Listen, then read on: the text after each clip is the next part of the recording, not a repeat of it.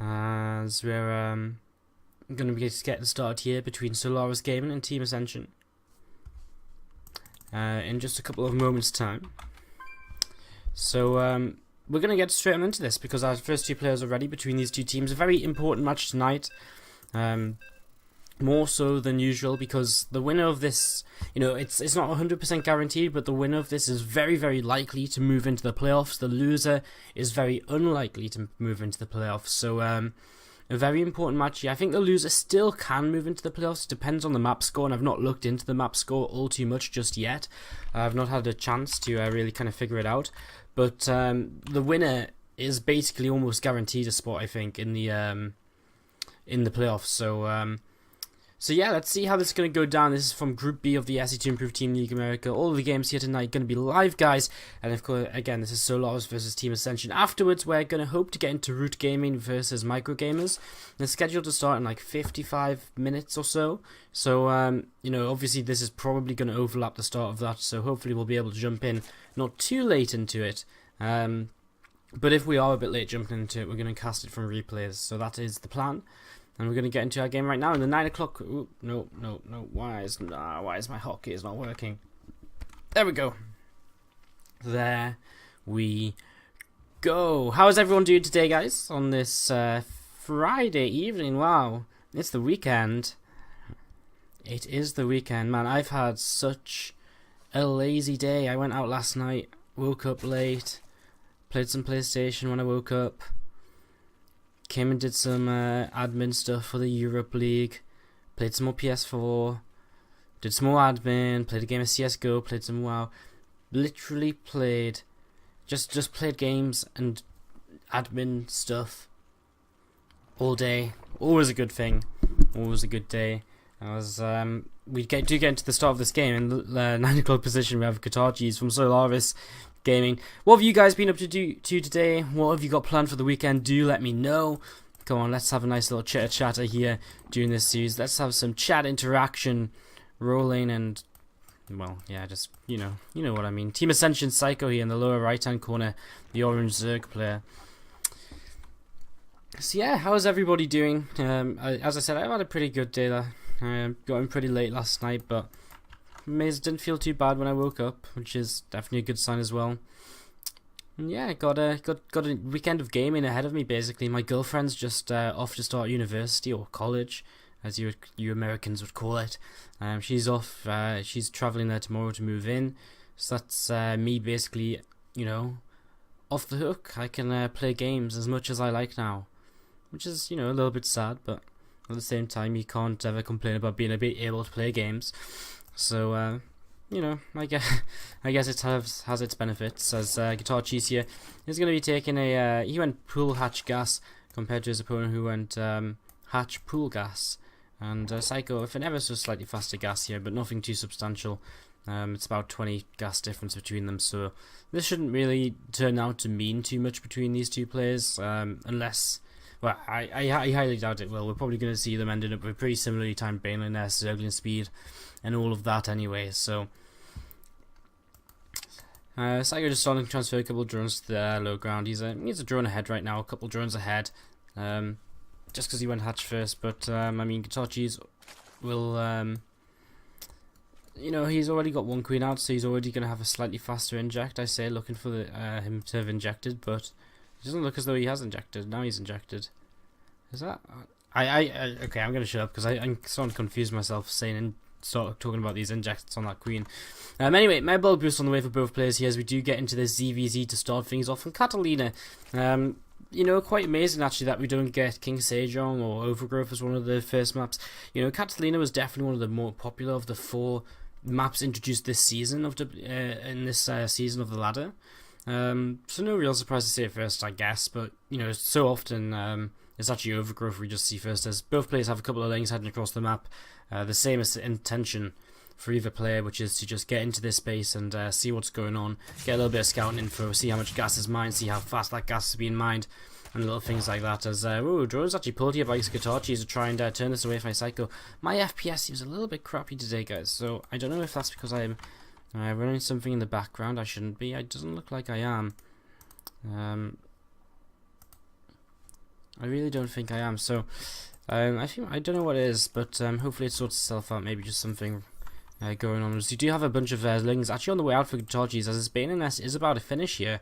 He's got the opportunity to move across the map and be fairly aggressive. Psycho actually pulled out of gas for a little while here, so he's actually a little bit behind in terms of the gas count, especially considering Guitarchis is already morphed into Banes inside his opponent's base. This is actually huge. These first two scouting Zerglings left alone, and they're still in this main base right now. They're going to roll straight into this mineral line, and here they go as Lings cross the middle of the map. Guitarchi's going to lose his two Banelings in the middle here, but a nice hit on the Banelings on the drone line in the main, and immediately that's actually going to start hurting Psycho a little bit, as Guitarchi's just trying to continue to try and take this fight here. Psycho's trying to establish a third. Now it looks as though this Baneling will not quite get up here, so good denial by Psycho. He denies Guitarchis from really being all too aggressive, but Guitarchis isn't done just yet. He's continuing forward here with a whole bunch of Zerglings, and actually right now Psycho doesn't quite have enough. He's starting to go into some roaches. As you can see, Guitarchi's kind of backing off, trying to get to his Morphin and Banelings, but again they're cancelled, and Guitarchis just can't seem to quite get them Banelings up, maybe morphing them in a bit too of an aggressive position. And because of this, he's just going to have to back out of here and accept the fact that Psycho right now is going to get this third base up pretty easily. Now that being said, you know, we've already seen actually Guitarchi is going into +1 on an evolution chamber. There's no evolution chamber up just yet for Psycho, so while and he's got a much faster lair, so Guitarchi actually does probably have the advantage still at this point. I think he's going to get a third up in a reasonable amount of time. He's going to have that +1 advantage, and you know he's going to also be making roaches in the very near future. So overall here, it looks as though these two guys are going to be fairly even, but I'd actually give the slight edge to Guitarchi's, because that +1 and the timing he'll have extra on roach speed as well will give him quite a lot of you know, potential or diversity as to what he wants to do. It gives him a lot of possibilities for when he can attack when his opponent's weak, and that's kind of timings which Psycho will not have. So Psycho actually making the best of his Zerglings here and splitting up into the main, and he's going to get a nice engagement as Guitarchi tries to chase up the ramp. He's going to continue on now. He's probably going to get this queen, which is a pretty nice kill, but I mean at the end of the day all of these Zerglings will probably die. So he's got to be confident that back at home he's got enough to hold off a counter-attack, and I mean he does. He's already been making a few roaches, we saw that earlier. I'd be very surprised if he really kind of died to Guitarchi's just moving across the map right now. Psycho's actually taking this opportunity to drone up quite heavily. He was about 12 drones ahead until just a moment ago. Well, actually no, so, yeah, until just a moment ago. Now he's actually 15 drones ahead. So he's actually got an incredible worker lead here, worker advantage, but Guitarchi's is definitely gearing up to take advantage of his +1 and his Gallery Constitution, which are going to be finishing here very shortly, and you know these roaches are going to move across the map fairly swiftly, and the question is Psycho going to be able to have enough to hold off, because Guitarchi is currently up by 25 army supply, and again he's going to have that +1 where his opponent will not as well, so a lot of little separate factors in here as Guitarchi is going to start off by going for a run by into his opponent's main base. Let's see what kind of damage he can get done here. There's a roach already in here. At the same time we're seeing a fight start to take place at the third, and oh, a brilliant Baneling hit here for Guitarchi's initially on a lot of the Zerglings of his opponent, and again this +1 is here for Guitarchi's and not for Psycho, and Psycho's already actually been pushed back with his initial load of roaches as Guitarchi's just gets more and more and more. The Lings have been cleaned up from the main base. They didn't really achieve all too much in the end, but look at this, drones actually having to be pulled here, and I think Psycho's just been a little bit too greedy as the drones are all going to go down. These roaches aren't even kind of getting damaged for Guitarchi's. They're standing very, very strong over here as a few extra roaches going to continue going down for Psycho. This third base is pretty much guaranteed to die, as it looks as though Guitarchi's has pretty much full control over this. Even Defender's Advantage not really paying off here quite yet for Psycho. That being said, I mean, big rounds of roaches on the way in, but then he has another group of roaches coming from Guitarchi's, and he's positioned his army very well so that he can team up with his reinforcements as soon as they get here. He's still taking this fight. What +1 has now finished for Psycho, and actually Guitarchi's is going to end up getting turned away. In the end here, I mean, I guess he has evened up the work count. I guess he didn't get to pick off the third base. And they both actually come out of this with fairly similar economies. Guitarchi is still ahead in a supply, but maybe can't quite take advantage of it just yet, simply because he's, you know, he's fighting against the defense. You know, Psycho has a defender's advantage, so he just doesn't quite have enough to continue pushing through. He even placed on up their +2. They're all fully committed into making more and more roaches right now. Psycho's actually remade a few drones in the last few moments, and it looks as though it'll pay off for him, because he still looks to be holding on pretty strongly here at the front against Guitarchi's, as Well, I say that, and all of a sudden Guitarchis are starting to take down everything once again. A lot of Guitarchis' roaches are down in the red though, so they're going to die off very, very quickly. If you can get if Psycho can just target down on them.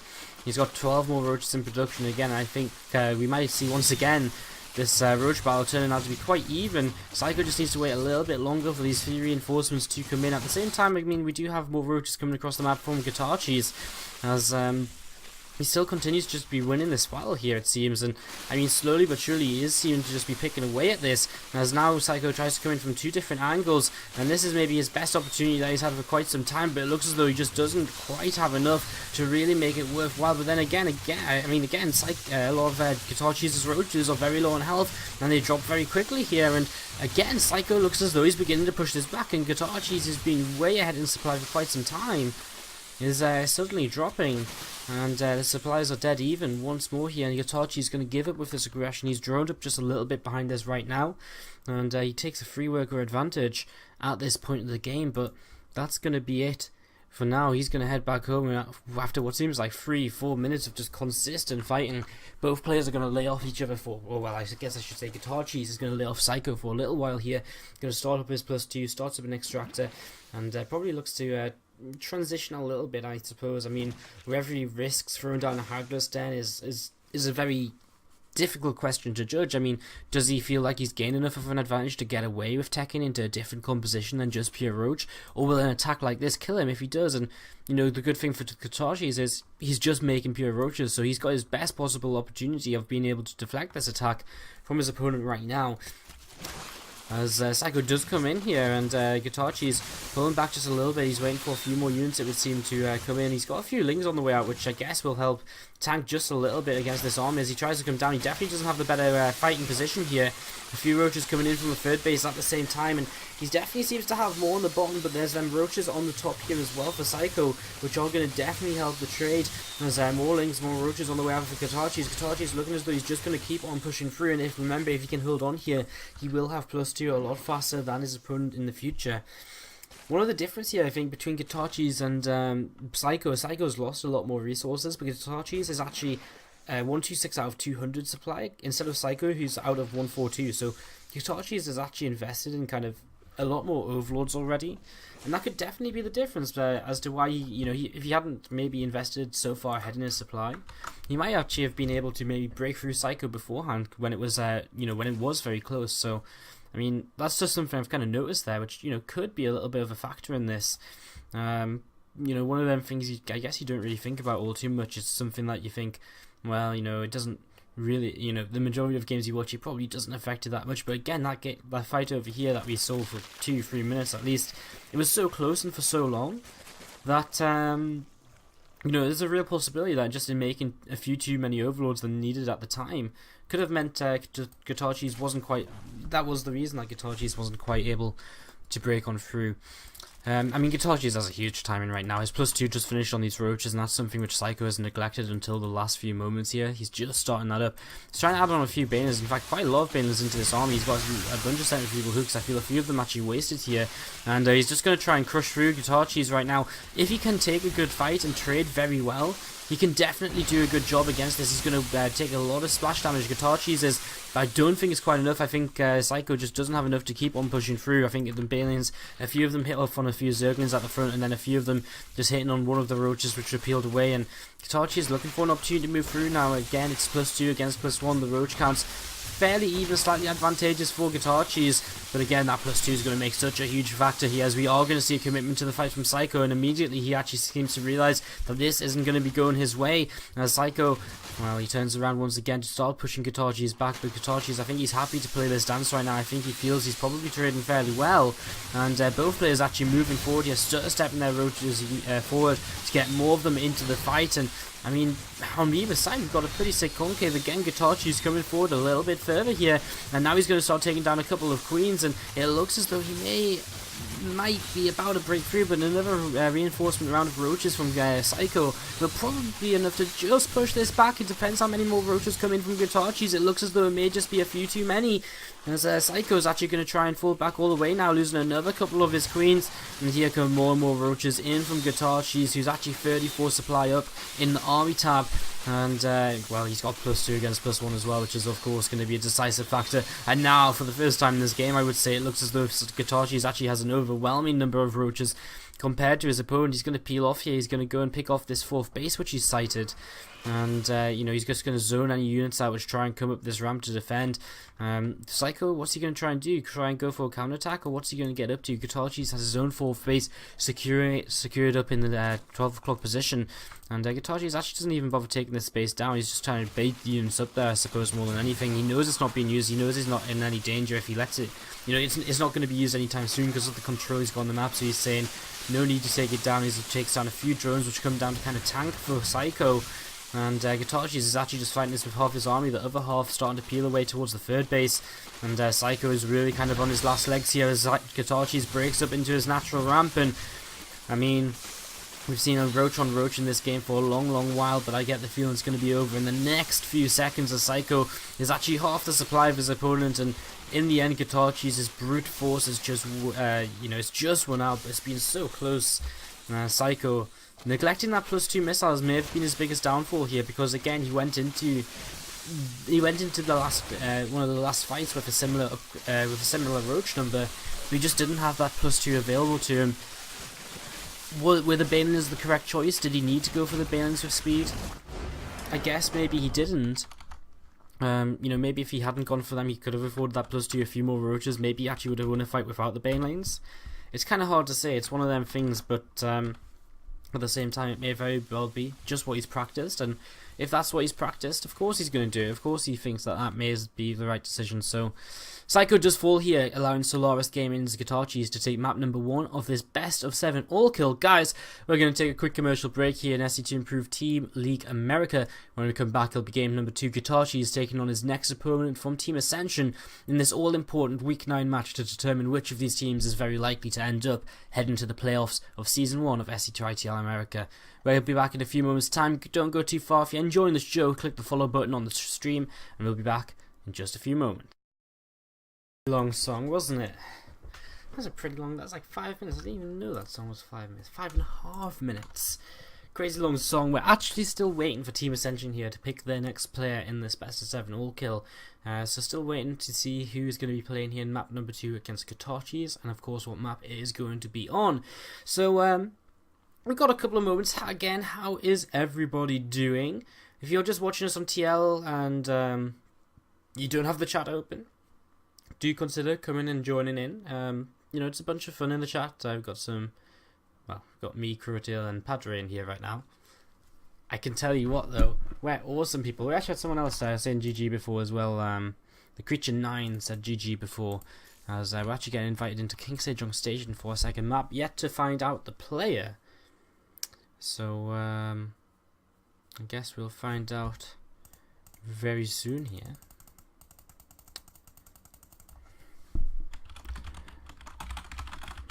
So yeah, we should be getting into this game in a few moments' time. It's actually going to be BioIce from Team Ascension going up against Gitachis in this second game. So we're going to get into this in a couple of moments' time. I'm waiting for the players to say they're ready so we can get into this. It's going to be another ZVZ here, so maybe a little bit more of the Roach Wars still to come. If that's what you're into, a little bit of Roach Wars, then don't worry, guys, because we may very well have some more of that. Maybe some Ling Bling as well. As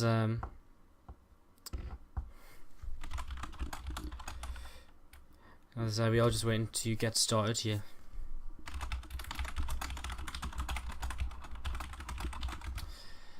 So yeah, we're just getting started, getting set to go in. How is everyone doing, guys? I hope you're enjoying the show so far. I'm Wardy. I run SC2 Improve and SC2 Improve Team League America, SC2 Improve Team League in Europe as well. So all very exciting stuff. And if you're enjoying the show, do hit the follow button on Twitch. A few of you have already done that. I think, well, at least one person has. I just glanced at it in my emails before. Let's wait for it to refresh just in case anyone else did before we do some Twitch shout-outs. But yeah, if you're enjoying the show, hit the follow button. If you want to know more about what we do, what kind of stuff we get up to, what we cast, the tournaments we put on, you can head on over to sc2improve.net, and you can also check out our Twitter at sc2_improve as well. It's a great place to find out when we're going live, when we're doing tournaments and stuff. I'm kind of thinking about doing something. I think we might actually be casting some SC2ITL America tomorrow night, but I'm also thinking of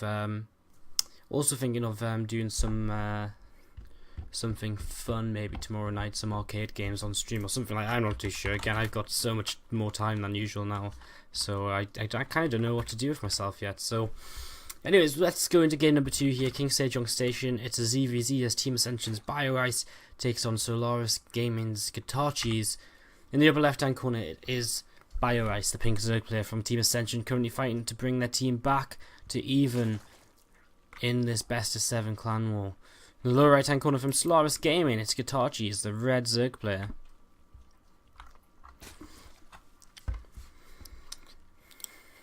I'm here, says Papa Mitch. Hello, says Natta King. Alright, the chat's livening up. That's what we like to see, isn't it? Of course that's what we like to see. Good stuff, guys. Welcome to the stream, and glad you guys are joining us, and chatting along as well. Always good when we've got some chatting going. Makes it funner to cast. You know, sometimes it's depressing when you're sitting here, and like I'm casting, I'm like, alright, we're casting to like 100 people, and not one of them wants to say hello. You know, sometimes that can get a little bit sad. It makes me wonder, am I just a bad person to talk to? Was Twitch chat is Twitch chat really got such kind of a horrible, what's the word I'm looking for? Horrible, I don't know I know what I'm trying to say. It's a horrible stigma about it, like, I'm gonna give up because it's not coming to me. It's not coming to me at all. What is coming is two hatcheries on the low ground for both of these players. So both starting up on hatchery first here on King Sage Young Station. Pretty safe to do so, I would say, because I mean, generally you're gonna get this overlord above your opponent's expansion pretty quickly. You're gonna be able to spot whether he's expanding or not, and if he isn't, you're gonna probably have pretty fair warning that something's coming your way, so you can at least mentally prepare for it, if nothing else. I'll always remember it was I think it was Solar who was playing, and I think it was a GSL match. I think it was Solar. It was this map though. Was it Solar versus Sue? And Solar went like for some really aggressive like 6 pool or something against like hatch, drone, gas, drone, pool or something, and he lost still against the hatch first. I'm sure it was Solar versus Sue, or it was Sue versus some. It was some. I'm sure at least one of them players were involved in it. And it was kind of this insane hold. Admittedly, the player who was early pooling definitely did mess up a little bit, but goes to show, you know, even if you go for the greediest build possible, you can. You can still hang on. Guitar Cheese here going to get into the main base with his Overlord, and of course the exact same thing happening for BioIce over here. So yeah, both these guys just checking out what's going on and seeing no gas being taken by either of them just yet. In fact, sorry, BioIce has taken a gas here. So BioIce going to be starting up with a Zerglin speed play.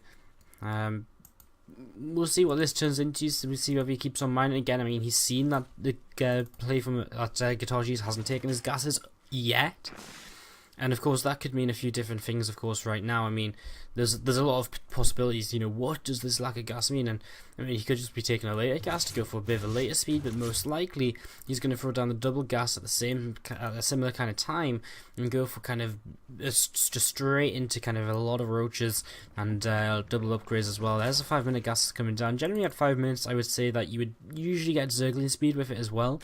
And this kind of variation can do a really good job of, you know, what is quite often seen as kind of the counter to the gasless play, which is to take a fairly quick third base. And by taking a fairly quick third base, you know, because your opponent doesn't have speed lanes, generally it's not going to be punished, so you just get your third base up nice and quickly. BioIce actually going for a different way around this here. He's going to use his first 100 gas straight away on +1 missiles. He's going to go into Rotron and Lair, so he's just going to kind of fast track his tech here in this game. While Guitar Cheese, he's probably going to be teching here himself as well. Of course, now he does have that double gas, but he's going to keep droning too. So I mean, I guess both these guys are going to end up in not too different of a position. I mean, BioIce has basically just skipped a stage of this, and that stage is he's open with gas, but he skipped Glingbane. He's going straight into Roaches himself, and again, he's going to get that very quick +1 missile attack. Tachi doesn't have really anything to show for his opening just yet. He's okay, now he's starting to take a little bit more of a drone lead. He's got double Evo on the way in his lair and a Roach Horn just starting, but again, I mean, the lair's about to finish here for BioEyes, and that +1's over halfway done. He's got a huge timing here, I would imagine, as Guitarchis comes and scouts with a couple of Zerglings. Can't see all too much though, as he does start up his +1 Carapace to begin with here, and probably going to be +1 missile starting up on this second evolution chamber in a few moments' time. Alright, so I've said pretty much all there is to say right now, I guess, as the first few roaches are on the way out here for BioEyes, and I guess we can only wait and see how aggressive he's going to be with these. I mean, his roach speed's not yet finished, so it'll actually take him a long time to get across the map, and more importantly to reinforce once he has crossed that map. So the likelihood of him actually attacking with just the +1, I think, is very low. But what this will definitely open up to is probably the ability to go straight into +2 and attack with kind of +2, +1.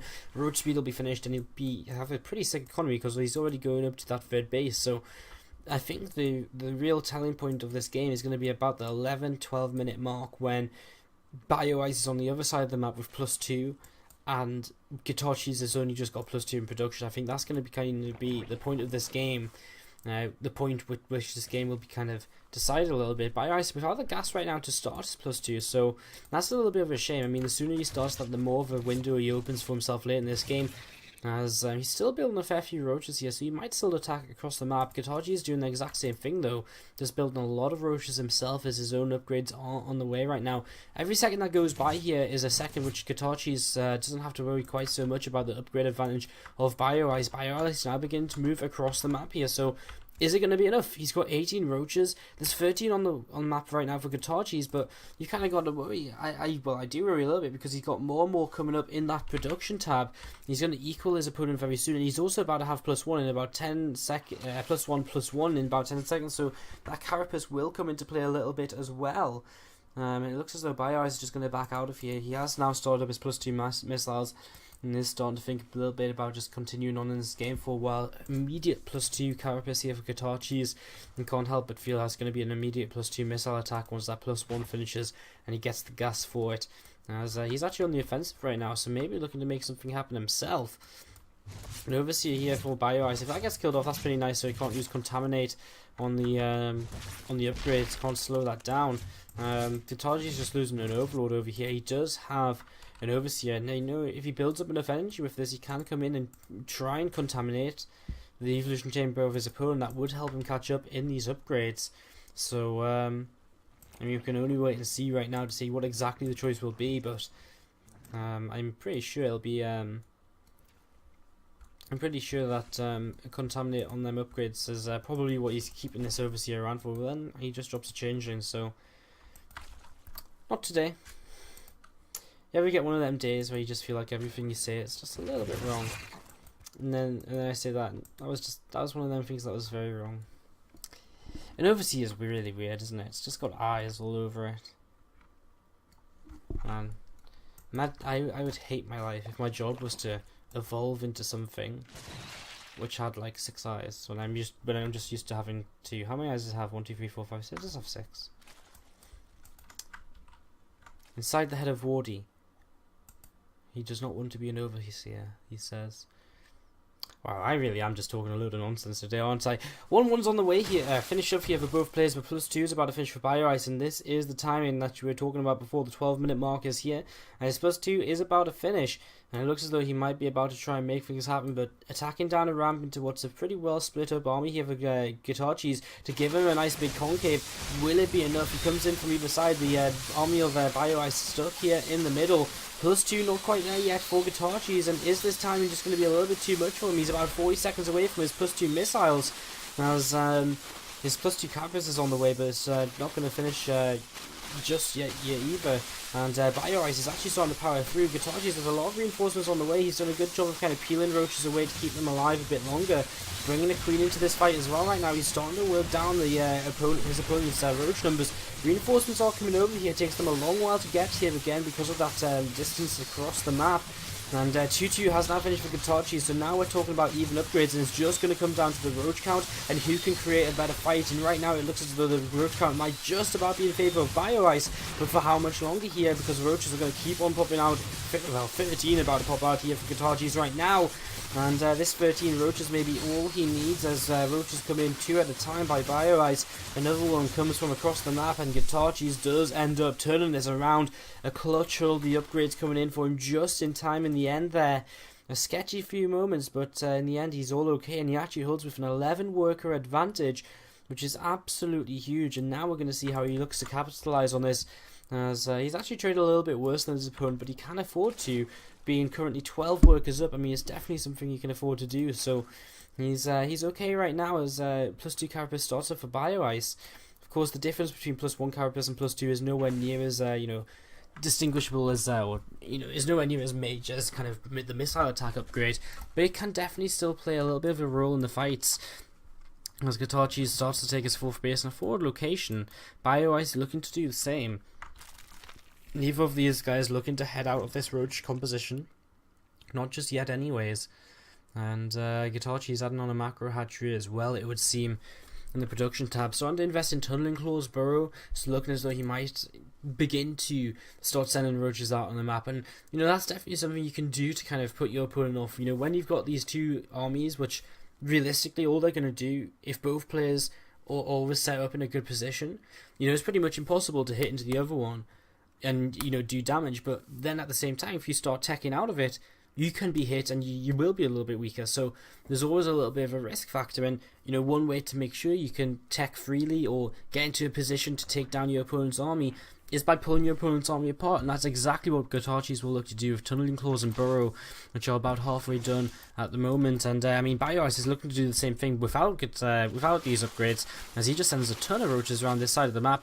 Going to start working down on this natural, but look at this. Oh, I thought Guitarcheese was going to send everything around the other side. I thought he was going to try and trap these roaches, because if he could, if he comes in with these, he's going to be, they're going to turn around and run away, or at least they should, and that's exactly what they're going to start doing at the same time. BioIce is going to move up into this 4th base of Guitarcheese. Has Guitarcheese overcommitted units over towards that natural expansion of his? He's getting a few roaches peeling off, and he just throws down a burrow, but there's units here. There's an overseer above, and Guitarcheese just takes a ton of free damage for no real reason. Roaches are straightened up here as well, but the main fight is over here still, which is actually going fairly evenly. It looks as though it's just in the end going to go in favour of BioIce, but reinforcements will be here for Guitarcheese very shortly. Guitarcheese with unit roaches over to the right hand side. He was definitely winning that fight there. Can he hold on to his 4th base right now is the question, as roaches do begin to come in for him fairly quickly. And BioIce continues to move forward as well, but look at this now. All of a sudden Guitarcheese is coming in from 2 different angles, and he's the one stepping forward, and BioIce is the one having to step away, and Guitarcheese is going to hold on here once again. BioIce retreats, and Guitarcheese keeps his 4th base alive as well for the 2nd time in this game. A pretty clutch hold by the Guitarcheese, the Solaris gaming player. And well, behind this, BioIce has looked to tech into Hydralisks, so he's going to start changing up his composition here. We did see an Infestation Pit come down for Guitarcheese. Has he used it just yet, though? I mean, the answer is no. He's not made any Infestors, he's not making Stormhosts, he's not tech into Hive, so he's still yet to use that Infestation Pit, as we see Burrowed Roaches now starting to head around the map, and I mean, this is the kind of bit where it gets a little bit scary for BioIce. Just as he's beginning to tech up a lot here, he's suddenly going to be kind of asked to be moving all around the map to defend his bases, and it's going to be when Guitarcheese is most likely to kind of just move in for the kill, should BioIce move a little bit too far out of position. Hive on the way for Guitarcheese, so again, he's looking to just continue teching up right now. A few roaches are going to come around this right hand side, they're going to head into the main base as well, and well, Guitarcheese is going to be able to chase these down. That shouldn't last too long, but the main fight's actually taking place here, and Guitarcheese stepping roaches so that they can get into a good position. The Hydralisk count isn't all too scary right now in this army. There's only actually 3 remaining, and Guitarcheese has an overwhelming concave at the moment.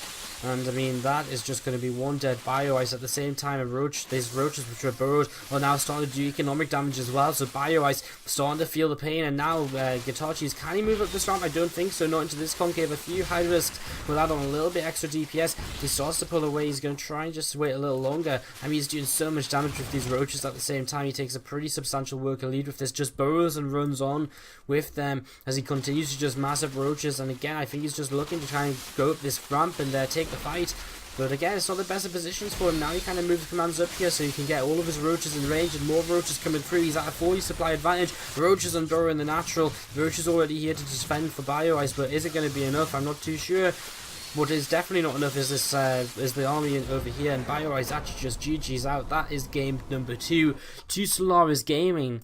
And Guitar Cheese takes 2 in a row to put his name and his team, himself and his team, up in a pretty nice position in this best of 7. I mean, when you go 2-0 up, you've got to have a breath of fresh air, because now even if he dies to some silly cheese, they can still play with an advantage. So, you know, there's so many ways you can look at it. When you look at a kind of best of 7 all kill, you can be like, oh well, this, you know, this. I personally believe that it's so hard to come back. Like, even if you're sending out weaker players, then you send out a stronger player. It's so hard to come back from like a 0-2 or an 0-3 deficit, because even if you send out a much better player, one little mistake, one slip of concentration, you know, one proxy not scouted, your better player suddenly loses, and they've got to, you know, if they've got to win 2-3 games in a row, you know, that's 2-3 opportunities that you have to take them down. So I'm a little bit worried for Team Ascension right now. I'm not going to lie. Guitar Cheese looking solid. He's been performing well in other team leagues, such as the Cascade Clan League. He all killed 7X team there, a Russian team, and I mean, it looks as though Solaris are there. I think they're in their final match before actually qualifying to the main event of the CCL. So yeah, that's quite interesting. Guitar Cheese, again, showing that he's worthwhile not just today but in other clan leagues. So I mean, he's definitely one of the strongest Solaris players. WCS Challenger League a few times, or has he even? I think he may have even been Premier League this season. Wow, this is one of the things I probably should have known about a little bit better. Anyway, guys, we are going to go into a quick commercial break here. When we come back, it'll be the game number 3 between Solaris Gaming and Team Ascension. Don't go too far, because when we're back, it'll be the next game number 3, with the next player from Team Ascension going up against Guitar Cheese. Yeah, he was in Premier League. I thought he was. I know my stuff sometimes. I always do that. I always say something and I'm like, no, what if he wasn't? And I have to check, and then I amazingly I actually do sometimes end up right. Guys, we'll be back in 3 minutes time with game number 3. Against Team Ascension right now. Game number 3 going to be a TVZ between Grace and Guitar Cheese. Heading into this one straight away. Without any further ado, in the upper left hand corner we have Team Ascension's Grace, the blue Terran player, going up against Guitar Cheese from Solaris Gaming in the upper right with 2 kills on by his name right now in this match. Again, such an important game. The winners pretty much 90% guaranteed a spot in the playoffs.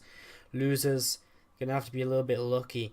And if Team Ascension lose 4-0 as well, that's gonna really hurt them in terms of map score. And map score is definitely what it could come down to if it's a tie in terms of match victories. So it's very scary, very close right now.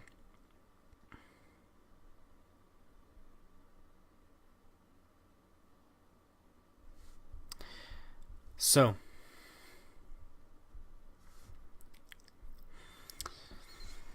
thank you guys who are hitting the follow button. Master Capex hitting the follow button. He actually hit it quite a while ago, but I didn't give him a shout out just yet. So thank you for that.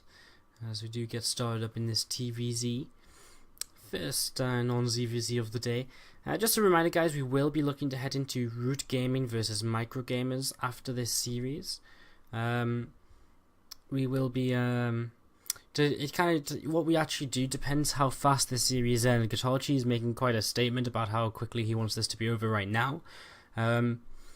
If Guitar Cheese goes for 4-0, we're probably just going to jump into Root versus Micro Gamers live.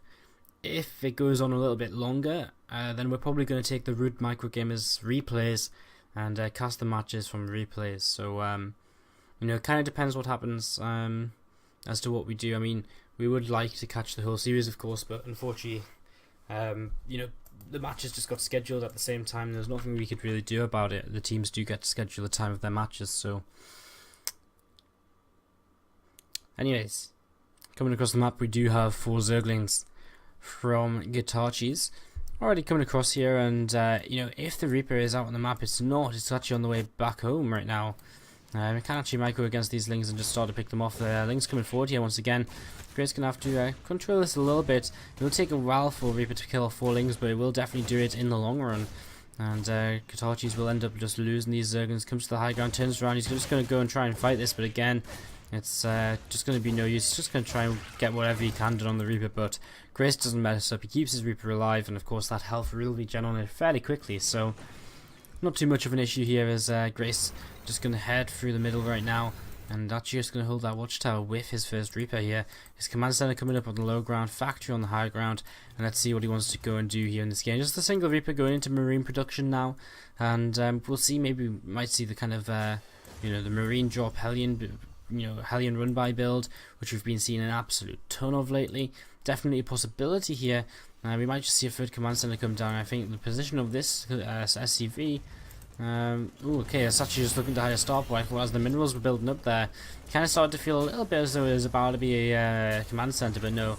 Starport it is, and there's the Hellions, and there's more Marines, so we are going to see this kind of drop play come out here by Grace against Guitarchis. Will Guitarchis be prepared for it? I mean, I think one of the most major things about defending this is, not only having the units out, but because even if you have the units out, it's actually very hard for Reaper. Just survives. Even if you have the units out, it's actually really hard for it is actually really hard for you to still kill them off if they're kind of in a choke point like this, and the Lings are kind of trying to surround, but they just can't get the surface area they need. That medevac had so much healing, so I think one of the main things is having the units out early enough and in position to stop the units really ever getting into one of these crevices in the mineral lines or anything like that. If you can stop that, then you're going to kind of turn away kind of the majority of the most aggressive part or the most dangerous part of this build, I feel. A couple of Marines falling back home right now. They're going to join up with their buddies in the main base. There's a couple more Hellions continue to come across the map. A couple more being produced in the factory. Third base on the way down for our Zerg player. Guitarchi is here. He is trying to turn a few Hellions away right now so he can continue to spread his creep towards that third. And double evolution chamber on the way down for him now. Guitarchis has honestly no real vision of this side of the map. He's seen the factory building initially, but that's about it. And from that point on, he's been pretty blind here, so he has no idea about the starport. He doesn't know about the medevac, and that medevac is actually going to come past an overload here now. Guitarchis has just been droning up like crazy. He's on 40 drones, no units at all. Now he should have seen that medevac, as I don't understand what's happening. There we go. He should have seen this medevac and immediately comes into position with one of his queens. 8 Zerglings on the way, but I mean these Marines are just going to start dropping out. Now more Zerglings on the way too. Hellions poised outside, just trying to come forward and do something here as soon as they're ready. Zerglings on the way out, but they don't even have Zergling. Okay, they do have Zergling speed now. These Marines actually quite spread out, which will help a lot, but here comes these Hellions into the natural, and this is where it gets a little bit scary because the drones are all lined up, and Guitarchis is going to take a load of damage here. Drones, Zergling's trying to come down to help against these, but it's just not going to be enough, and well, this is just going to be a very quick game. Number 3, and Grace is going to take this out without too much of a problem at all. There's not enough here, and he's just going to straight up die to this build. Guitarchi is just a little bit too greedy there, and Grace punish him without a second thought. And TVZ doesn't even last 10 minutes, as 9 minutes and 10 seconds is all it took for Guitarchis to tap on out, and for Team Ascension to finally get themselves on the scoreboard. So, GG's. And well played, Team Ascension get themselves on the scoreboard. And Solaris Gaming going to have to send out another player here for map number 4, and it's not going to be a Guitarchi's all kill. He was looking pretty darn strong up until the Terran hit him, and he just didn't have any information it was coming. He didn't know it was coming, so he was just droning. Next thing you know, there's a drop in his main. Next thing he knows, there's 6 to 8 Hellions in his natural. Next thing he knows, he's got no drones, no queens, no units, nothing, nada, zilch, gone. And that was it. From that point on, he was dead. There was nothing he could do about it. It was just too late for him to make units. It was too late. It was just too late all around. The knowledge wasn't there. The reaction that was needed wasn't there. And that's all that, that's all there is to be said about it. So, GG's, and Ascension on the scoreboard now with a 1-2 scoreline. We're going to go into a quick commercial break, guys. In the break, if you've got a couple of moments, do consider checking out our sponsors, either Zowie Gear at ZowieGear.com. They are a peripheral sponsor for the SC2 Improved Team League America.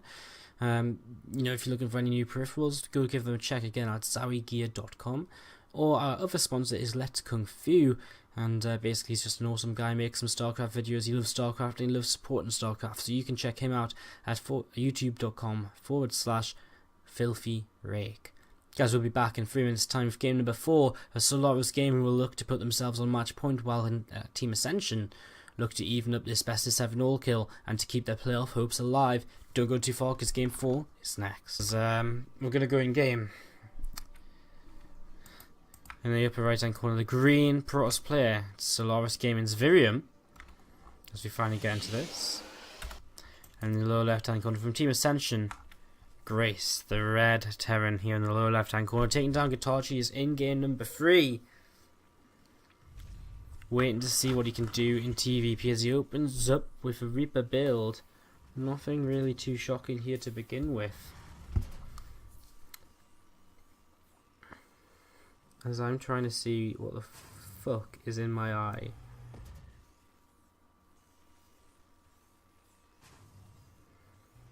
It doesn't make sense, there's nothing there.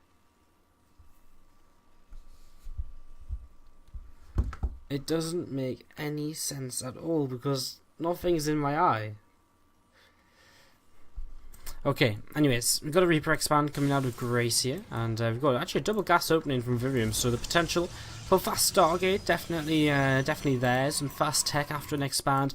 A lot of different possibilities here when you open with that double gas and put 3 workers in each. So yeah, Grace coming across the map here.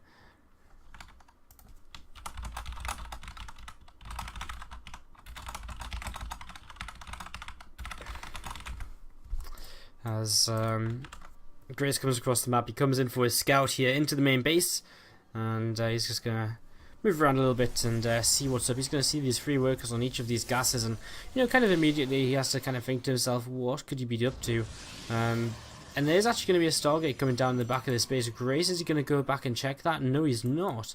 He's going to leave that to his Reaper. His Reaper's actually out about on the map, looking for a proxy already, thinking, you know, a Stargate could definitely be on the way. And I mean, he's kind of right. A Stargate is, in fact, on the way here. Reactor coming down after this, and now he's actually going to go into 2 extra barracks as well. So let's see how he's going to defend this initial Oracle coming out of Virium. As this Reaper still just checking around, just checking for the proxy, trying to get some kind of confirmation. As the SCV actually kind of just sitting on the watchtower. Stalker comes out. We saw Warpgate delayed quite some time to get that, you know, to get the Stargate down first. As a Stalker comes across, it's actually spotted by the SCV. So the SCV maybe, or the Reaper, both with an opportunity to kind of go back into the base now if they would like. As Virium is pulling a probe down to the low ground, so he's going to expand here in a few moments. Going to throw down a 5-minute expansion, and yeah, this Reaper going to come in, seize the expansion, probably going to come across now and check for a Stargate. Mothership Core a little bit out of range to actually protect this probe. Reaper will not commit too far forward here. Stalker at the front actually taking a lot of damage from this bunker. And right now we have an engineering bay actually finished here for Grace, and should see a cut turret coming up if he feels a little bit suspicious. He does see the Oracle in the middle of the map with his SCV. No reaction to it just yet, and there is now the turret on the way up in the main base mineral line, so he should have this turret up just in time here to be okay. And well, this Oracle comes in. It's going to start trading against Marines. It's going to be able to take all of these down, I think. And remain with 4 HP. He needs to get out of there. So kills off quite a few of them Marines. They took on 6 Marines, which is kind of the maximum it can take on. It was very close, but it is just enough. And a second Oracle's on the way. So I mean, the Marine count already kind of low here. And SCV maybe even going to go down, chased down by that Stalker. Nice little pick off there, as we do have this next Oracle on the way in. Combat shield starting up, and we do have, I mean, 3 barracks producing Marines, so we can see up to 5 Marines at a time. Right here in the main base, though, there's only 4 Marines at the moment, as Oracle gets chased away by the turret there. It took me a moment to actually find where that was. And a 3rd Oracle on the way out, so Virium going to really be committing to this here, as he adds on a couple of gateways. Only on 2 gases, not taking his gases as natural, which kind of do usually suggest some kind of just 2 base aggression, and not looking to tech up further in this game. As the 3rd Oracle joins up with this army joins up with the other two right now. 4th Oracle on the way, Twilight Council as well, and a Forge. So big Oracle opening here, looking to do whatever it can, and well, taking a lot of damage initially from that turret means they can't really go in and fight the Marines. They're just going to have to be warded out of here for now as that 4th Oracle comes across the map. This SCV is so brave, just still in the middle of the map, still on the watchtower. After all of this, this SCV is still just stood in the middle of the battlefield here, not caring, not really bothering about anything. It's just kind of sat here. As maybe now Vivian will swap this and pick up on that and kill it off, and no, not just yet, doesn't quite realise. So that's he's still getting away with that. Still only 2 gases as Blink starts up and +1 armor as well. And these Oracles are still going to try and find ways to do damage here. Loses one of them. 2 turrets firing at the same time. There's a lot of DPS. A lot of workers killed. So I thought there was a lot of workers killed. There's actually only 4. Our Terran player though down actually 16 workers in total. Begins to move across the map right now with a lot of Marines, and this is, I feel, a little bit risky. If there's a mothership core for an overcharge, these Oracles can come in behind as well and probably do a lot of damage to these. So kind of risky to be moving out, I feel, but maybe just trying to bait that photon overcharge, get rid of it for later in the game. It is the Blink pretty much all in to follow up, I would imagine. I mean, he's added on 3 extra gates, so I mean, we're talking about, what, 8 gates in total? 8 gateways, and 8 gateways is nothing to be laughed at here. As 4 Stalkers and their photon overcharge is going to try and take down this Bio army as fast as they can. A single Marauder mixed in here. And these Marines are dying pretty quickly. Here come the Oracles again to help defend. There's going to be a lot of army going down for Grace, and actually this isn't so great here altogether because now he's going to be really weak to a counterattack. He's just lost his entire army. He's killed off 7 workers, which is kind of nice, yeah. But Vivian's probably, I feel, is about to move across the map and try and end the game with this Blink and +1 all finishing up at the same time. He starts to make a couple of workers, but here we go, starting to actually head out on the map right now. He is leading with a probe as well. This is spotted by Grace. Is he going to have enough at home? He does have 2 bunkers. Nothing really in the main base. Not the best of maps to kind of jump into the main base with, though. 3rd bunker now on the way down. Does he have enough to defend? He's It's going to be an interesting call here as Envision is used to kind of get some vision on these bunkers, see what's around them. And these Stalkers just positioned at the front, thinking about coming forward here as well. So Vivian with the possibility here to move forward and to take some of these bunkers down. The Stalkers are going to just blink away as they fall, as they start to lose their shields. More SCVs being pulled here. He's committing onto the bunker, but you just can't quite take it down. SCVs would have been the better option there, as a lot more Stalkers are warped in now. There's a lot of sentries here as well. The force fields are going to be critical. He's going to be able to force field away these SCVs from repairing, and then force fields are going to be huge, and I mean that's it, straight away 1 bunker falls, and there's more force fields, 1 more force field remaining to help out on that bunker behind as well. As well, I think he maybe could have got that bunker right now because the SCVs were still kind of blocked with this force field here. And I feel like he could have gone a little bit further forward as Vivian's going to keep up this attack. Is he going to be able to make this happen? Stimpack is finished here, so he's got to be very careful as he dances forwards and backwards, looking for some SCV pickoffs. And now he's actually going to commit onto this bunker. Does he have enough stimmers used from our Terran? And Vivian falls backwards. A single sentry goes forward, the sentry falls. So no force field from that sentry, which will limit his potential to pick off these bunkers in the future. As a few more Stalkers are warped in. And I guess he's just waiting for another force field before actually really committing forward onto this. There's a mine coming down here as well. He's just going to target down this bunker. Is he going to have enough DPS? Yes, he is. So he finally gets rid of another of these bunkers. Only 1 remains. I'm kind of surprised Grace isn't rebuilding these. He's, I mean, over time he's just holding on, but I mean, really only just. As this mine does go off and...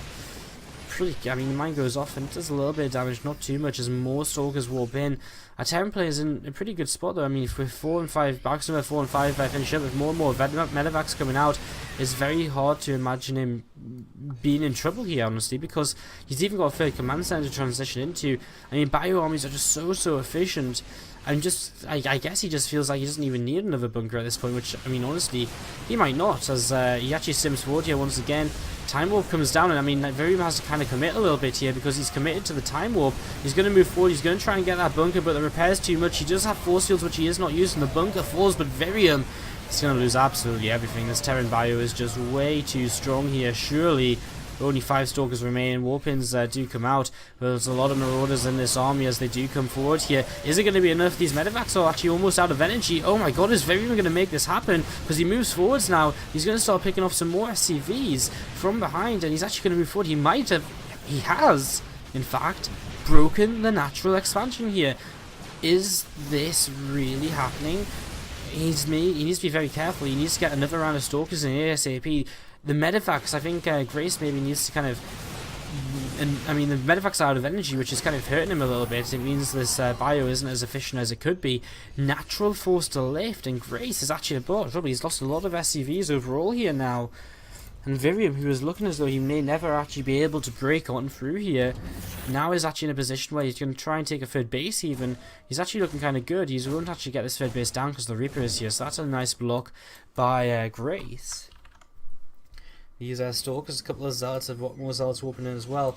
We're looking to move forward here and to, you know, just do a little bit more damage. Picking off a refinery, we're going to pick off this turret as well. Virium is going to blink away from that mine. He knows where it is, so... Nice little play. If he can work his way towards these depots, that's going to be some pretty huge pickoffs as the Zealot picks off that Reaper now. And next it's going to come down to Pound as well. So third base on the way here for Virium. Grace can't even find the money at the moment to make his orbital command into his third command center into an orbital command. He can't really mule. How do you mule when you've got no mineral fields to mine from? And well, Virium actually does begin to head home here because there is a drop out on the map looking to cancel his third base. There's no drop in his main, and it looks as though our Terran player will be able to re-establish his natural now. As it's a weird situation because there's no splash damage for the Protoss player. He's really relying on just he really is relying just thoroughly on being able to just overpower his opponent with sheer number and blink micro. But Templar Archives is on the way down, so it won't be long until we see Archons added into the mix, and probably Storm as well, of course, from the Templars. The main thing is just lasting long enough for that to actually get the chance to come up here. I mean, Storm's halfway done, 1-1's finished, Robo Facility on the way, but this attack's halfway across the map from Grace, so the potential to just end the game with one attack right here, right now. He's 10 supply up, his upgrades are going to be pretty even, and he's definitely got the better composition, the more efficient composition here. Force fields are going to be absolutely critical. If he can stop half of this army coming up this ramp, that's going to be absolutely huge, and he has his opportunity, but he doesn't go for it. He loses one sentry immediately. And Archon on the way in. Virium, is he in a little bit of trouble? He really wants Charge to finish. 30 seconds away. Charge would make such a difference to this as another sentry nearly falls without even being used here. Third base is open to attack. I think Virium's just going to cancel this. Yeah, he's just going to cancel it. And he's still 30 workers ahead. He's still actually even in army. It's just the quality of his army. It's just gateway units. A single Archon. Charge is now going to be finished though. You can see, I mean, Grace knows he has to commit to this. He knows how, you know, what kind of situation he's in. His army's actually really heavily stimmed, very heavily damaged from being stimmed so much. His 3 medevac's struggling to keep it all healed up. And these 3 mines are kind of the real deal breaker more than anything else. As one of them is going to manage to burrow here. There is detection, so that mine does go down. And Zealot's actually going to start charging in now. And this is going to be the commitment from Virium as he blinks forward. These medevacs aren't going to last long at all. And it looks as though there's just not quite enough bio here for Grace to push on through. It looked close for a little while, but in the end here, Grace just doesn't quite have enough, and Virium is going to take Solaris Gaming onto match point. Zealots continue to charge forward here, taking down another Marine. And yes, Virium from Solaris Gaming. That's what the Solaris players will be chanting right now. That's what Protail will be thinking right now, I think, in the chat. As a couple of Zealots running by here have actually cleaned out the rest of the workers. 6 workers remain. Grace has nothing left to do but figure out whether he'll type his GG out quickly or slowly in this game.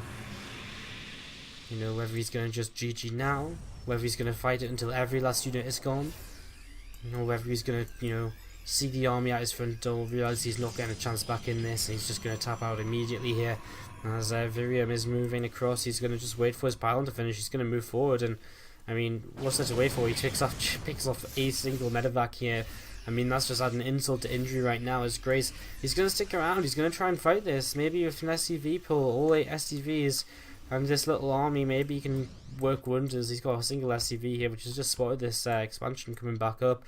I mean, he's got to be thinking to himself, how do I come back into this? I guess he has 3 command centers, 3 orbital commands, but surely not now. Surely 4 Archons are just too tanky.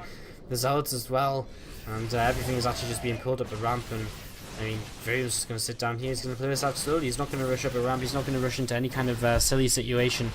he's just going to make sure he's got enough here, and just going to blink away when the Terran actually commits forward, and comes forward once again. Now he's actually going to take the fight, and again these Archons, the splash damage they give is more than enough. A perfect force field on the ramp, and Grace has no opportunity here but to type GG, as Marine's just getting slaughtered. It's left, right and centre. His natural command centre will fall. He's on 13 supply, and Virium takes game number 4. After a few mishaps trying to start up this map, he takes game number 4 and puts Solaris Gaming onto match point, into a situation where they can more or less secure their place in the SC2 Improved Team League America playoffs this season. So, can he do it? Can he take game number 5 as well? Or will Team Ascension send out an ace player who has the will and the skill to fight back in this series? They'll have to win 3 in a row to keep Team Ascension's SC2 Improved Team League America playoff hopes alive. And we'll be finding out who it is after this quick commercial break. Guys, don't go anywhere, and if you're enjoying the show, hit the follow button.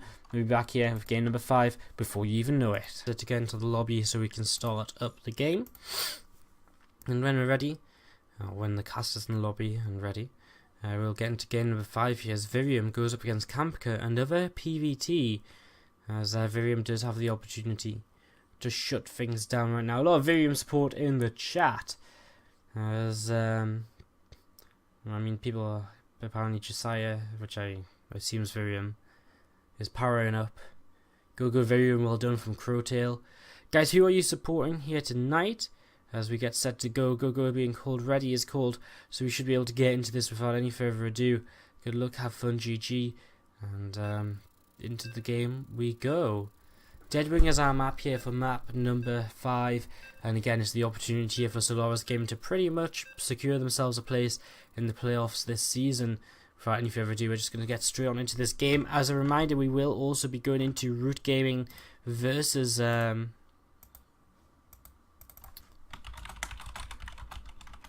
we will be going into Root Gaming versus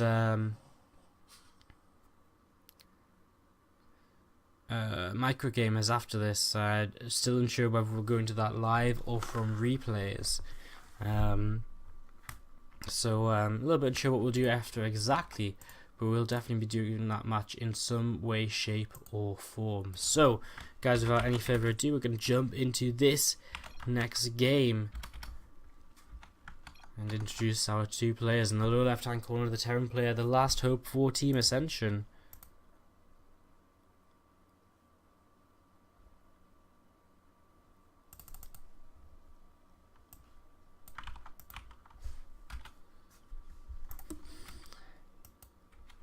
Kamka down here in the bottom left hand corner, the Terran player. Sorry, I got a bit distracted there. Solaris Gaming's Virium in the upper left hand corner, the red Protoss player. So these guys having a little bit of bro love or something at the start of this. At the start of this game. At the start of this TVP. So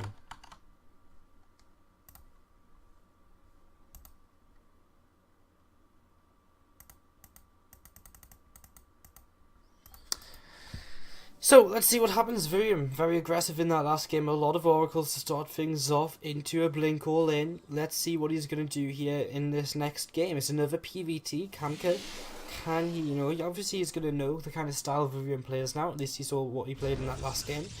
So it's kind of up to Virium a little bit to change things up more than anything. So let's see if he does change things up here or not as the gateway comes down for Virium in this base of his. It's just starts up a single gas right now. Is it going to be a second gas? Yes, it is. So double gas again. Again, not necessarily going to be aggressive. Can be another things on a Stargate too. So let's just wait and see what exactly this will be from him here.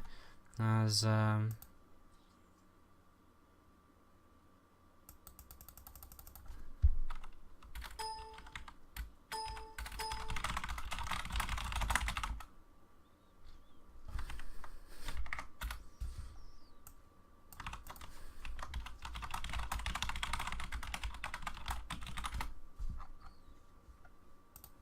So, we do have an SCV coming up to the top left. Sorry, someone's PMing me about something about a different team league, and it's all very confusing, and I'm trying to get it sorted out, and blah blah blah. Nothing too exciting going on in this game though. We're going to have a bit of a Reaper play at the start of this, but not too much else. Virium again with these 3 workers in each of these gases, something Kamka will spot right at the start of this game with this SCV scout. And he will now get out of here as well, so Kamka with some nice information to start things off. As we're going to wait and see what the follow-up will be from Kamka. And I mean, he's just going for a reactor right now, keeping 1 worker in the gas, throws down his command center as well, and his Reaper just actually just checking around and making sure nothing is coming up anywhere near him, as it will just be again a Stargate from Virium.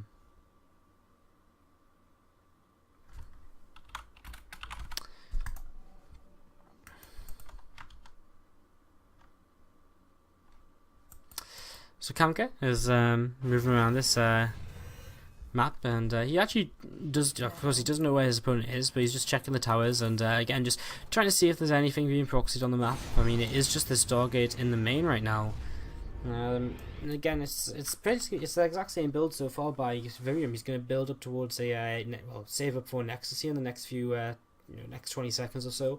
He's got the Stalker out quite quickly, the Mothership Core's out as well. And, well, we've got a Reaper on the way in towards the main base, looking for a bit of a scan. I'm surprised he doesn't have this specific area covered, where the Reaper is, most likely to jump out, especially because he's already got the rest of the place covered with this Stalker. Reaper spots the Stargate, he knows an Oracle's on the way, so immediately here. And, yeah, I mean, he knows Oracle's on the way, so he should be able to react to this pretty nicely. He's actually gone into this double racks engineering bay build, so he's already got an engineering bay up, he's already got a turret up, he's actually even got +1 started, and he's going to get a technical lab ready to go into stim here as well now. So, I mean, it's a bit of an older build, we actually haven't seen it used as much recently, but it is still fairly popular here as we see the Oracle now flying in, and he's going to see exactly what's up to 2 barracks.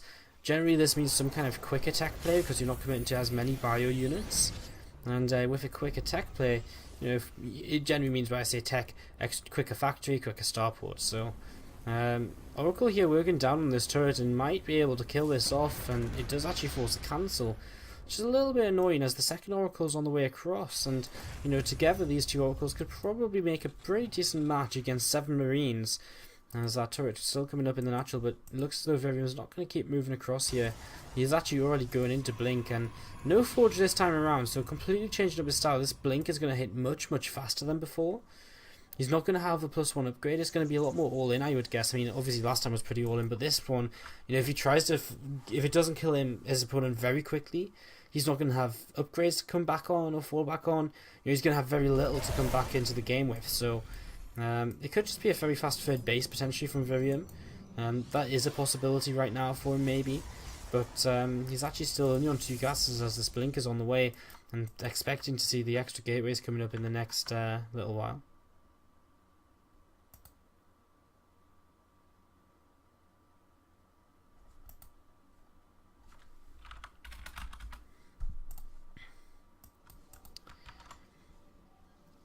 Virium just sat here. He is actually now going into a Robo and a Forge, so he's not going to commit all too much to this in the end.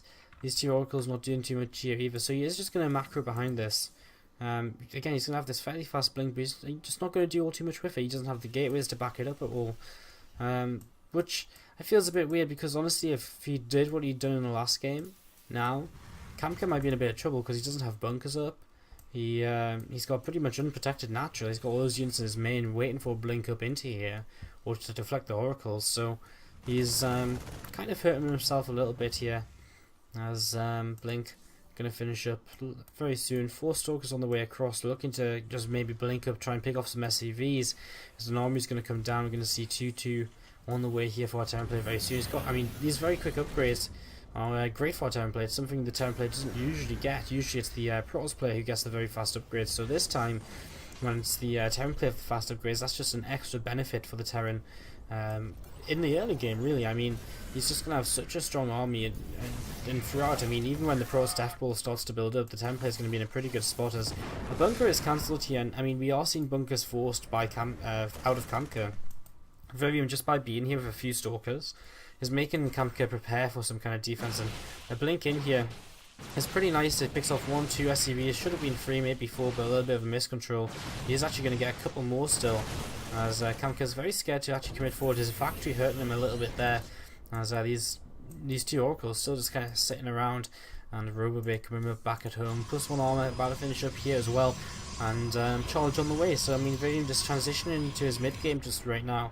Not going to rush into a third base, no real surprise about that, all as a revelation comes down in this army to kind of spot for any drops coming out. No surprise he's not rushing to a third base. I mean, generally he wants to just defend until the Terran takes a third base of his own, and then he wants to try and expand into a third base, as these oracles are being quite annoying. They could move in here and pick off an SCV or two, but just not quite there in time, and forcing another stim out actually just by kind of baiting him, just waiting until he sees the unit stimming towards him and then moves away. And you know, it's kind of nice as he drops another revelation here, even on the rocks, so you know, you can just see in case these rocks move at all for a few more moments before they get killed off. So rocks go down, and Viridian is still in a pretty good spot overall. He's actually 14 probes ahead. We see 4th and 5th barracks being outbound by Kamka here. Definitely a possibility for him to go into an SCV pull. He's adding on a second star port. At the same time, he could just add on his third CC. I mean, it's only 12 minutes. 12-minute third command center isn't necessarily the weirdest of things in TVP. You know, usually you do want to build up a bit of an army first to be able to defend, as it looks as though these oracles are being left alone a little bit. As soon as the units come in, he's always on top of them, and dropping the revelation on the medevacs again will just try and limit how many of these can be used for dropping.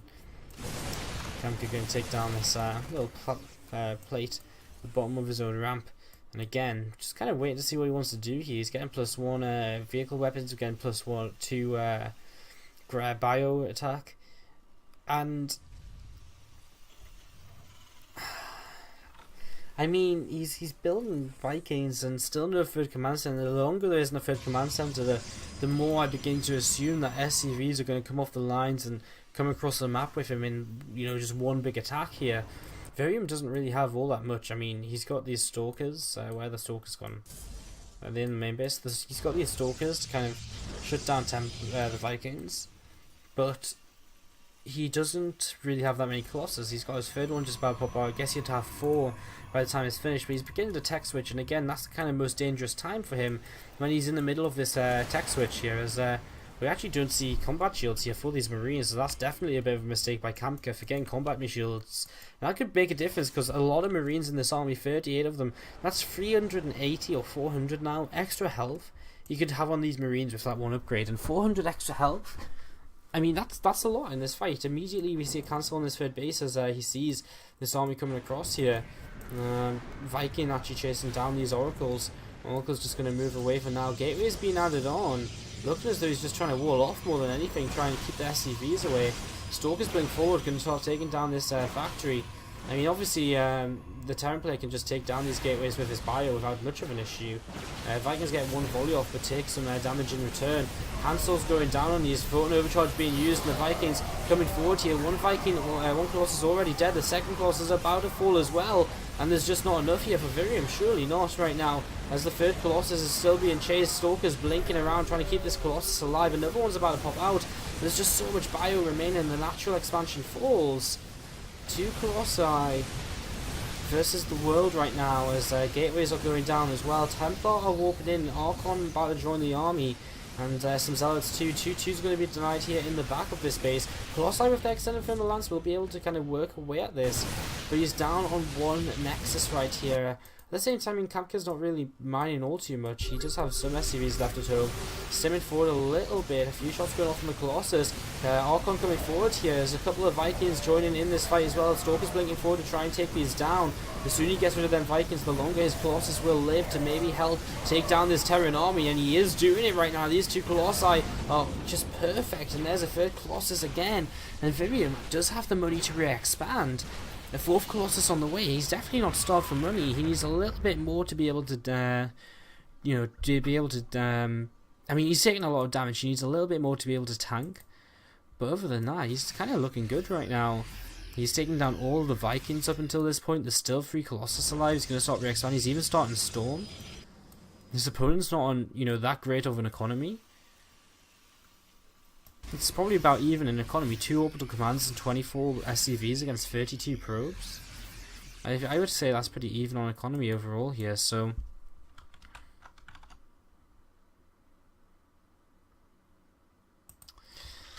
Virium just moving back to this Nexus. Kamka stimming forward a single Marines, trying to see what's up. 4 Colossus now. Templars building up energy as well for Storm, and I mean that's going to be dangerous as well on top of this army. You know, there's no real way to counter that apart from just very simply trying to dodge it. How long can you dodge it for though? I'm not really too sure if he's going to be able to dodge it for long enough. This Nexus on the way back up. Virium is long distance mining. I mean, it's better than nothing. Here come the boys, round 2. And again, it comes down to one single defense here, but Storm is going to help out a lot. 4 Colossi this time instead of just the 3 he had previously.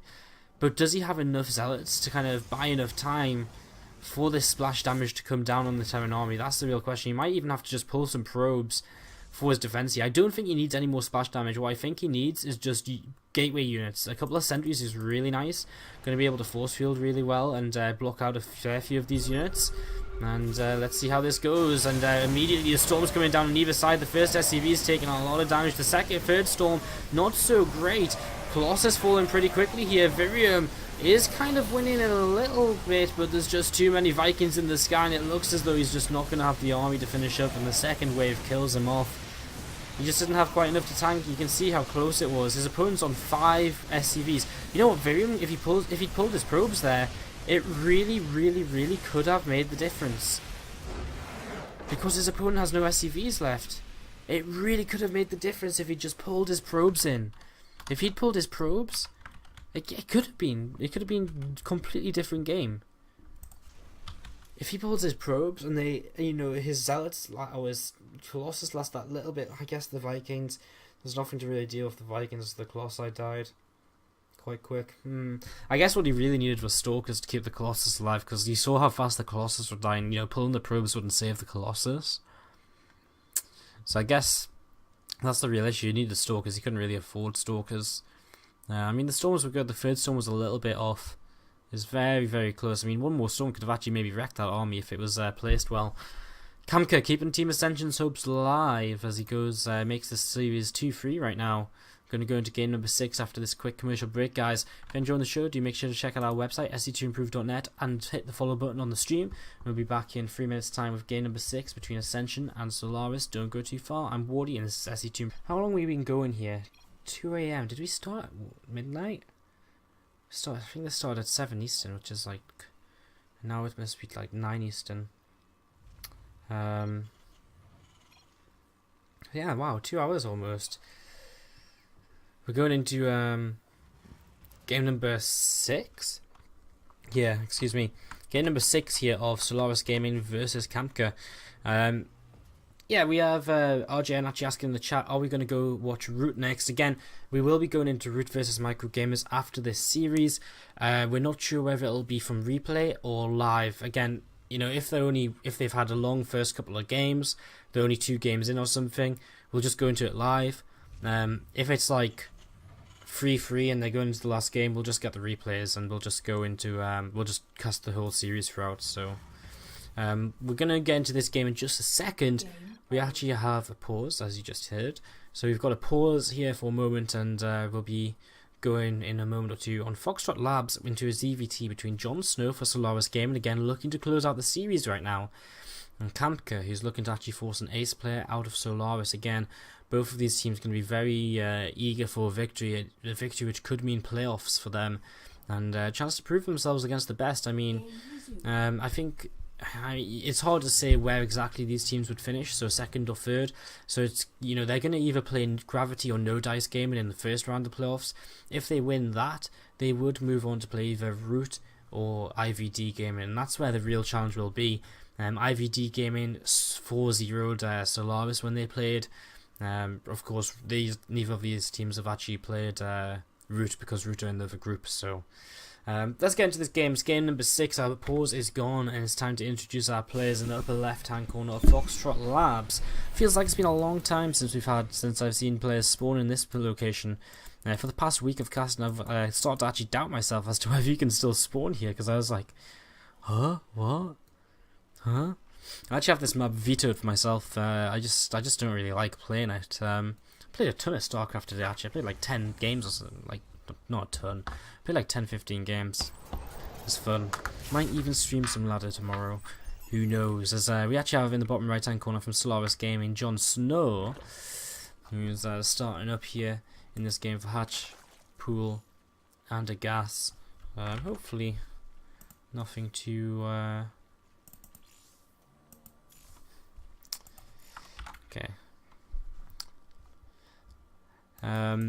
Okay, it's nothing too important in the PMs to worry about, as 6 circlings on the way out for Jon Snow, so maybe looking for an opportunity to head across the map and cancel the CC or delay the CC. In fact, he's going to be able to, because this Reaper is on the Zerg side of the map.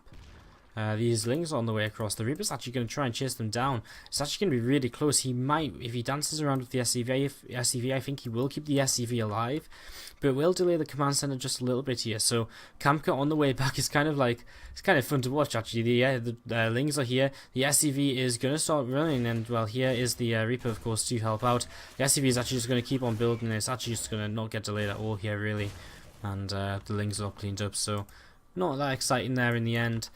And Kamka just going to finish up this command center, and starport on the way down here for the Team Ascension player, as he's actually got a double gas, so probably good looking for some kind of Banshee play, I would imagine, because not every day that you see the double gas come down. I mean, starports are being used very commonly currently on 2 bases in TVZ, but usually with that 1 gas, and you know, the build we saw Grace doing earlier against Guitar Cheese. So kind of intrigued to see how this second gas will play out again. Pretty sure it's going to be for the Banshee, although right now, you know, he doesn't actually have a tech lab started. It looks as though he might just start up a medevac anyway. So the difference here is between Kamka's build and Grace's build earlier is he's going to have a lot of extra gas left over. So maybe he goes for Hellbats, and in fact there we have the Armory on the way down. Jon Snow though is actually investing into a Baneling nest right now, so is he going to try and all in maybe, or is he just knows that something's coming on? He has spotted these 2 gases, so I definitely feel as though he has a feeling that something's, you know, coming towards him, that something's coming his way. I think he's figured it out a little bit. He has to be a little bit careful here. That Armory is the real tell that, you know, it's going to be Hellbats mixed in with this, as the Marines are lifted up into the medevac. Where are they gone? There they are. Marines in the medevac are going to start heading across the map, and the Hellions coming through the middle of the map as well. As this single Zerg actually gets by, and it's going to get a full scout off into the main base, and Jon Snow, well, you know, he's already, he's not going to quite see the Armory, but yeah, he has a pretty good idea what's going on anyway, and 1 Hellbat's going to go down actually before anything else even really happens here, and immediately this is actually kind of troublesome. Jon Snow is going to just fight this immediately here, and he's going to start morphing in some Banelings. He should just have enough Banelings. He's got more and more Lings streaming in as well. Once these, you know, he's going to have another round of Lings streaming in just as these Banelings finish, and they're going to probably make the difference, I would imagine. All he has to do is take down the Hellbats. I don't think his opponent was quite ready for that there. That Baneling getting through and really helping out in terms of, you know, just lowering the health on these units, and that's going to allow the next round of Lings to really clean this up. So Jon Snow was a little bit scary. He had a good start to this fight, and he continued with it well, as the Banshee follow-up will come out here from Kamka, so kind of explains his extra gas. You know, the Armory, now the Cloak Banshee play as well. Lings are going to chase down this single Hellion. Marines dropped out. He's actually trying to save the Hellion, which is more important to him.